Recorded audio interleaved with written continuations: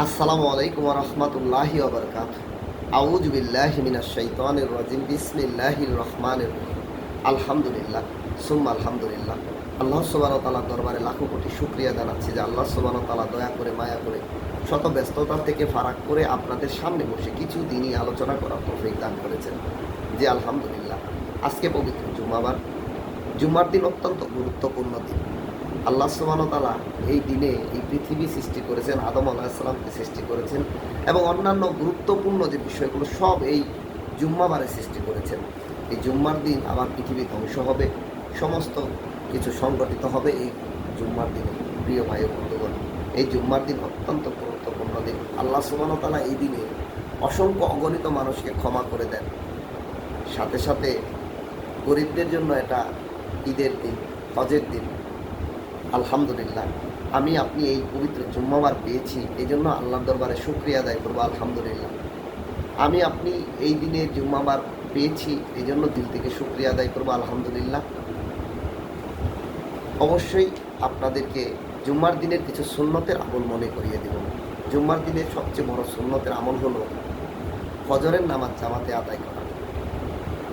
আর জুম্মার দিনের রাতে অবশ্যই তাহাজ্জুদের নামাজ আদায় করা। তাহাজ্জুদের নামাজ আদায় করব এবং ফজরের নামাজ আদায় করব জামাতে।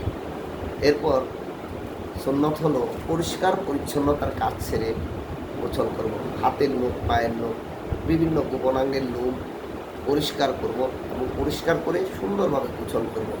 গোসল করে পরিষ্কার পরিচ্ছন্ন জামা কাপড় পরিধান করব। অবশ্যই নতুন হলেও ভালো, তা না হলে পরিষ্কার পরিচ্ছন্ন জামা, যেটা আমার কাছে সবচেয়ে প্রিয়। আমরা ঈদের মধ্যে যেরকম সেজে গুজে থাকি সেরকম নতুন জামা কাপড় পরিধান করব।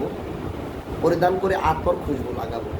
আর মা ও বোনদেরকে বলবো আপনারাও অবশ্যই ফজরের নামাজ আদায় করবেন এবং সুন্দর কিছু মিষ্টান্ন রান্না করবেন। স্বামীর জন্য ভালো কিছু তৈরি করবেন, সন্তানের জন্য ভালো কিছু তৈরি করবেন। স্বামীর দিকে তাকিয়ে সেজে গুজে একটু মুচকি হাসি দিবেন। ও প্রিয় বোন, মেয়েদের তো অনেক অনেক অনেক সহজ জান্নাত কামাই করা। আপনি স্বামীর দিকে একটু সেজে গুজে মুচকি হাসি দিলেন তো আপনার কবুল, উমরা এবং পরহজের সমান নেক হয়ে গেল। এরপর আমরা পায়ে হেঁটে দ্রুত মসজিদে যাব। ডান এক পাশ দিয়ে যাব, আরেক পাশ দিয়ে আসবো। সবসময় ডান পাশ দিয়ে যাওয়ার চেষ্টা করবো। আমরা যদি ডান পাশ দিয়ে যাই আবার ডান পাশ দিয়ে আসবো, তাহলে রাস্তার এক পাশ হলো, আবার আসার সময় আরেক পাশ হলো। এভাবে যাবো আসবো এবং সবার আগে মসজিদে যাওয়ার চেষ্টা করবো। এই দিনে আল্লাহ সুবহানাহু ওয়া তাআলা সকল মসজিদের সামনে একজন করে ফেরেশতা নিযুক্ত করেন, যিনি মানুষের নাম লিস্ট করেন কে প্রথম আসলো। যে প্রথম আসে তার জন্য আল্লাহর রাস্তায় এটা উট সদকা করার সমান সওয়াব, উট বা গরু। দ্বিতীয় যে আসবো তার জন্য দুম্বা বা ছাগল আল্লাহর রাস্তায় সদকা করার সমান নেক দেন। তৃতীয় যে আসলো সে আল্লাহর রাস্তায় একটা মুরগি সদকা করার সমান। এরপর যে আসবে একটা ডিম সদকা করার সমান। এভাবে ফেরেশতাদেরকে আল্লাহ সুবহানাহু ওয়া তাআলা ফেরেশতাদেরকে নিযুক্ত করে রেখেছেন। ফেরেশতারা অবশ্যই নাম লিপিবদ্ধ করতে থাকেন। মসজিদে গিয়ে অবশ্যই ইমামের কাছাকাছি বসব। ইমামের কাছাকাছি বসে মনোযোগ সহকারে খুতবা শুনব। খুতবা শোনা ওয়াজিব। খুতবার সময় কেউ সুন্নতের আমল করব না। আমি আপনাদেরকে বলি, যারা আছেন ভাই তাদেরকে বলতেছি, খুতবার সময় আমরা সুন্নতের কোনো নিয়ত করব না। খুতবা শোনা ওয়াজিব। এই ওয়াজিব সময় সুন্নত আমল করা যাবে না। লক্ষ কোটি গুণ সুন্নতকে এক পাল্লায় দিলে একটা ওয়াজিবের সমান হবে না। লক্ষ কোটি গুণ ওয়াজিবকে দিলে একটা ফরজের সমান হবে না। সুতরাং সমস্ত এবাদতের যে ক্যাটাগরি আছে, ক্যাটাগরিগুলো ভিন্ন ভিন্ন বুঝতে হবে। এরপর আলহামদুলিল্লাহ মনোযোগ সহকারে খুতবা শুনবো এবং যথারীতি সুন্দরভাবে নামাজ আদায় করব। বেশি থেকে বেশি দুরুদের আমল করব। আজকে জুম্মাবারের রাত থেকেই দুরুদের আমল শুরু করব, বেশি থেকে বেশি। আমি আপনি যত দুরুদের আমল করব, আল্লাহর নবীর কাছে ফেরেশতা আমাদের সালাম পৌঁছে দেবে। আমার নাম, আমার পিতার নাম, এমনকি আমার দাদার নাম সহ সেখানে লিপিবদ্ধ হবে। আর সূরা কাহাফের তেলাওয়াত করব। যদি আমরা সূরা কাহাফের তেলাওয়াত না পারি, আমরা শুনবো। বর্তমান জামানা ভাই অনেক সহজ হয়ে গিয়েছে। আপনার মোবাইল আছে, আমার মোবাইল আছে, আমরা বিভিন্ন জিনিস করার চেষ্টা করি, কিন্তু অবশ্যই আমরা সূরা কাহাফের তেলাওয়াত করব।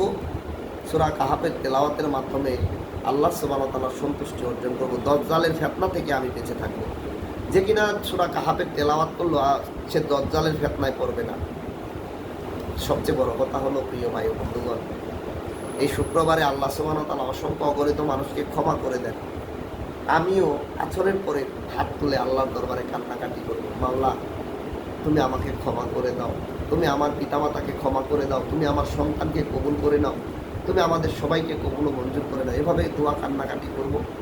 অবশ্যই আল্লাহ সুবহানাহু ওয়া তাআলা আমাদেরকে ক্ষমা করে দেবেন। আমরা এই আমলগুলো করবো ইনশাল্লাহ। এই আমলের কথাগুলো আপনাদের স্মরণ করিয়ে দিলাম। আলহামদুলিল্লাহ, আমি নিজে আমল করার চেষ্টা করব, দোয়া করবেন এবং আপনারাও আমলের সাথে থাকার চেষ্টা করবেন। পবিত্র জুম্মার দিনের শুভেচ্ছা রইল সবার জন্য। জুম্মা মুবারক। আসসালামু আলাইকুম ওয়া রাহমাতুল্লাহি ওয়া বারাকাতুহু।